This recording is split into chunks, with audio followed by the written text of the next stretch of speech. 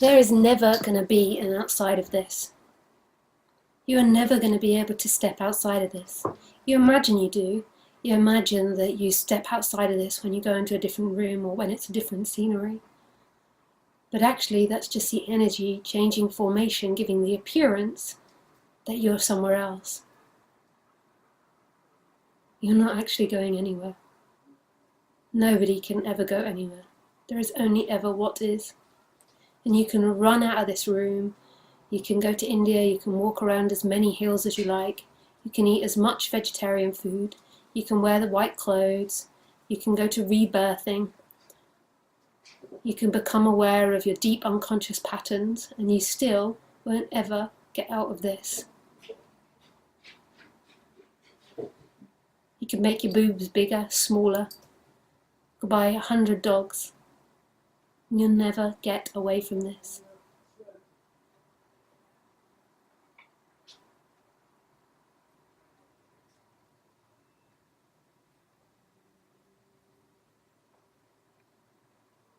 And this is being forgotten with the illusion of the human, or with the illusion of the separate self. The human feels that it's always moving through time, and it's somebody separate moving through a separate world, and that it's going to arrive somewhere eventually. It even does it with spirituality and non-duality. It always thinks it's going to arrive somewhere. I will one day get there in the future. Constantly looking towards the future. And the past and future don't exist. They only ever existed here. They've only ever been this. So the human lives in this constant dynamic of past and future, and I'm going to arrive in the future. And it looks for its own happiness and freedom in that timeline. I will be happy if I get enlightened, if I hear what Lisa says, if I eat more vegetables, if I lose 10 pounds, if I stop drinking tea, if I get a good night's sleep, if my family stop being assholes, if my partner does the dishes, if I get an iPhone. And now there's so many ifs for the human, there's so many what I could have, that it gets lost in this world of future, where I'm going to get to, And the whole day is spent thinking about you and the future.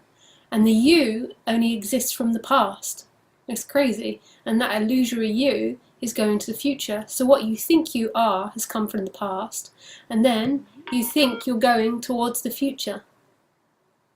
And all these things you're going to get into the future. So you've made up this illusory you, of all these things made up of the past, your habits, your behaviours, what you've done, what you like, what you don't like, people you've argued with, feelings you've had, sensations, money, house. So all these things from the future have consisted of a you. This energy is sucked in and said, that's me. I am my wealth. I am my big house. I am a mother. I am a teacher. I am successful.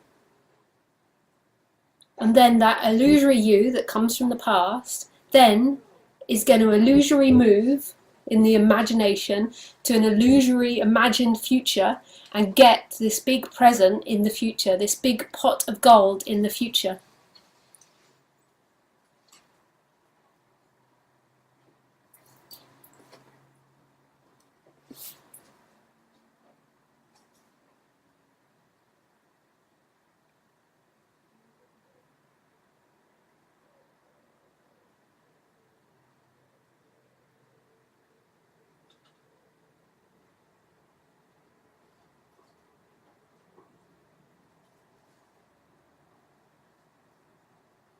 Then it thinks that it will be able to get there, so it will get enlightened, or it will get this thing. So this combination of you, this me that's sucked in all these things, will go into the future, and it will manage to hold on to something and secure it forever on in, and then there will be perfect, brilliant happiness forever and ever and ever. And originally it might think that's money, but then it might begin to get into spirituality, and it might think that it's enlightenment. So it thinks it gets enlightened, and it will hold on to that, and I will be perpetually happy and free for the rest of my life. And what true enlightenment is, not an experience. Experiences happen, and there could be many awakening experiences, but enlightenment is the collapse of that person that feels like it's having an experience and it's moving through time. The body still carries on as the body is, but there's no longer this dynamic that's claiming things to be a separate entity inside of here. That collapses and all that's left is life.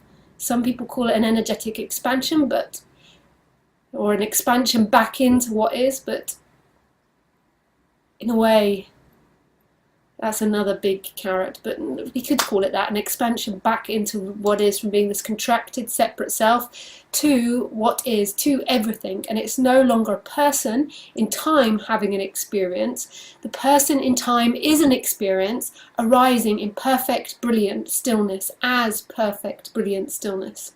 And then this is emptiness as fullness, or fullness, which is empty. And there's no one really that's born and dies. There seems to be all these things happening, and there seems to be a life of a human being lived, but really that was never you. It's energy always changing formation, giving the appearance that something's happening. So there's nothing at risk, there's nothing that can be lost. Ultimately, in the human world, there, you lose your house, you get your house. You lose money, you win money, blah, blah, blah, blah, blah.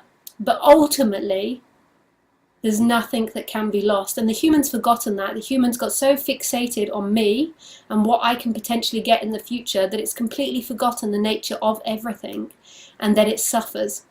And it's not actually the human that remembers it, because the human's something in time. So I'm not actually speaking to a human in time. There is speaking happening and a resonance of no thing, remembering, or the clouds stopping, blocking the view. And there can be a clearing of that the clouds blocking the view, and then it can be seen as it is. But it's not really somebody that sees it, although it might sound like that in my language, which has to be dualistic, because language is in opposites.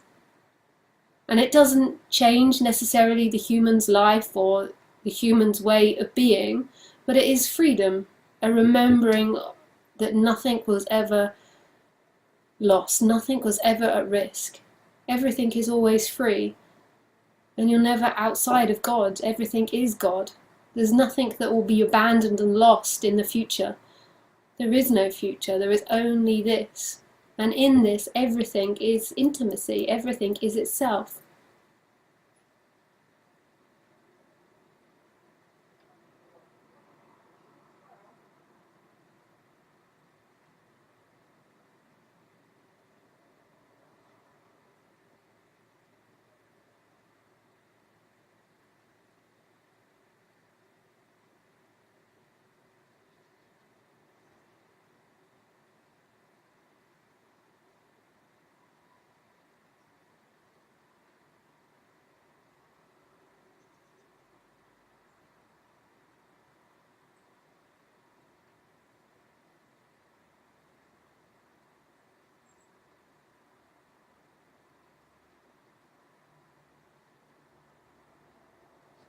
Okay, that was the introduction. So if anyone has any questions,